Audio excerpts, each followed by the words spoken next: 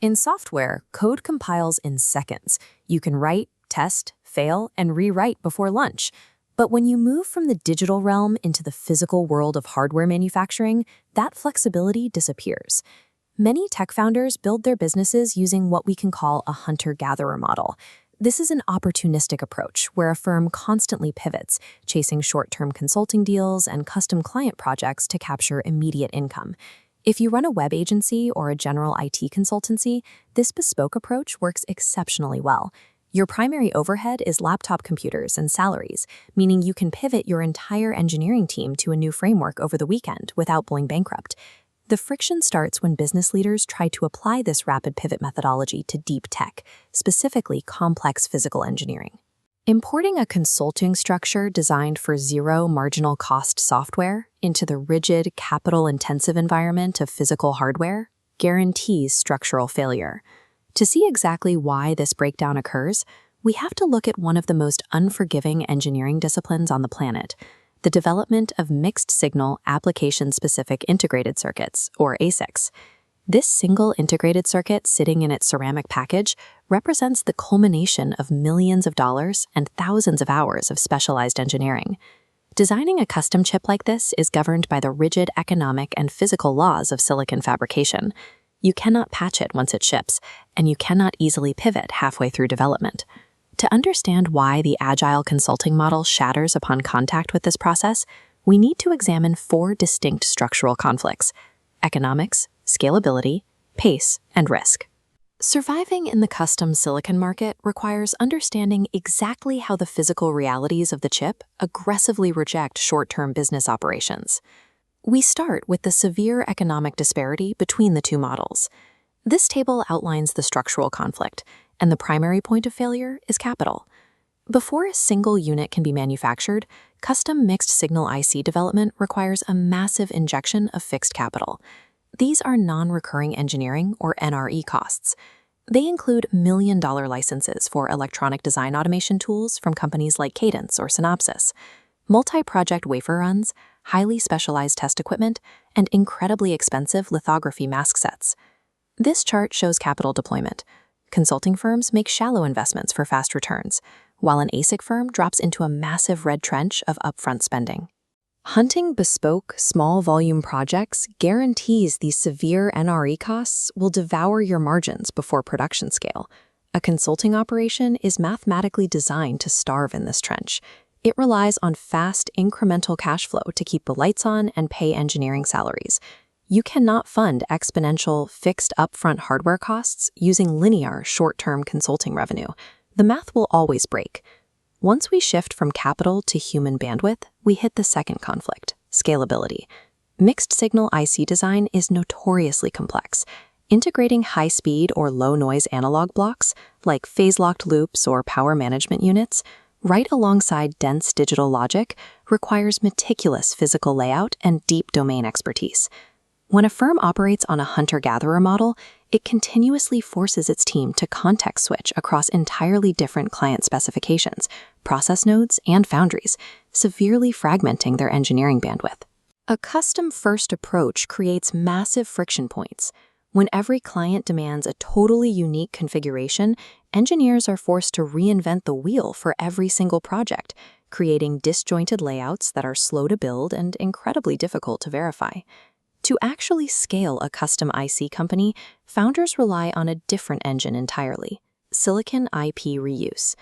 IP reuse means building a proven library of standardized, silicon-verified analog blocks, like sensor front-ends or SerDes interfaces. These are perfectly engineered, modular components that can be dropped straight into new designs. Instead of starting from scratch, a specialized design team pulls from this mature library. The standard blocks are rapidly reassembled to meet the new client's needs, with zero integration friction. By constantly chasing highly unique, disjointed client demands, an agile firm actively prevents itself from ever maturing this kind of modular, scalable IP portfolio. Scaling up an IC business requires interacting with the massive physical environment where manufacturing actually happens. While a software bug can be patched in production overnight, the hardware feedback loop is rigid. The cycle from initial specification through tape-out, fabrication, packaging, and final silicon validation typically takes anywhere from 12 to 24 months. In this environment, there is absolutely zero room for error. A single microscopic physical defect or sign-off mistake fatally compromises the entire chip. The penalty for a flaw like that is a respin. That requires running the chip back through the fabrication process, costing hundreds of thousands of dollars and adding months of schedule delay. A business running on short-term hustle dynamics and thin margins has absolutely no financial or operational buffer to absorb the shock of a failed tape-out. And the risk extends beyond engineering mistakes, directly into the global semiconductor supply chain. Inside these dense cleanrooms, the power dynamics are brutally straightforward. Major foundries and outsourced assembly firms strictly dictate wafer allocation. They highly favor predictable, high-volume partners over intermittent, opportunistic buyers. This creates a severe trap regarding minimum order quantities.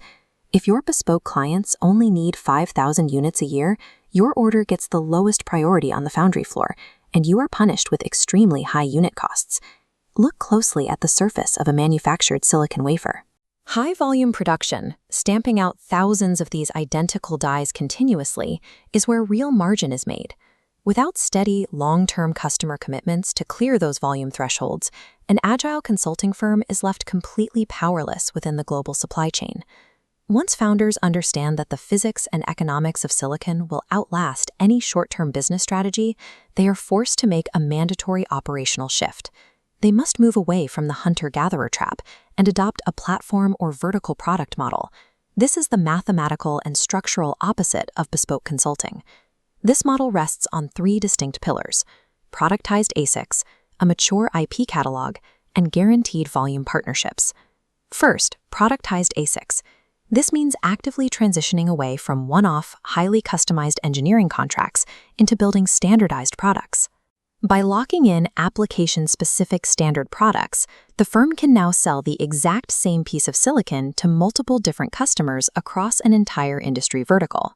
Second, they rely on that silicon-proven IP catalog we discussed earlier.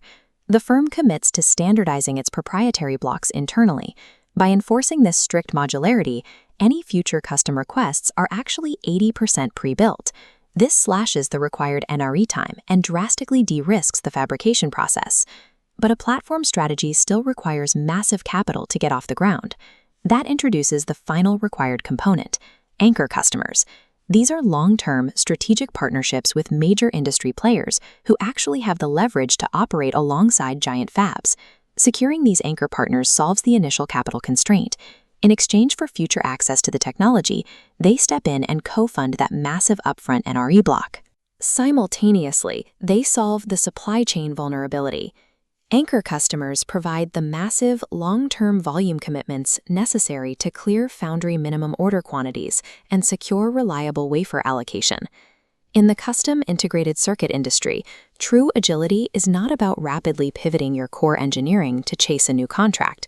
It is about building a rigorous, reusable platform, locking in your volume, and ensuring your silicon scales exponentially.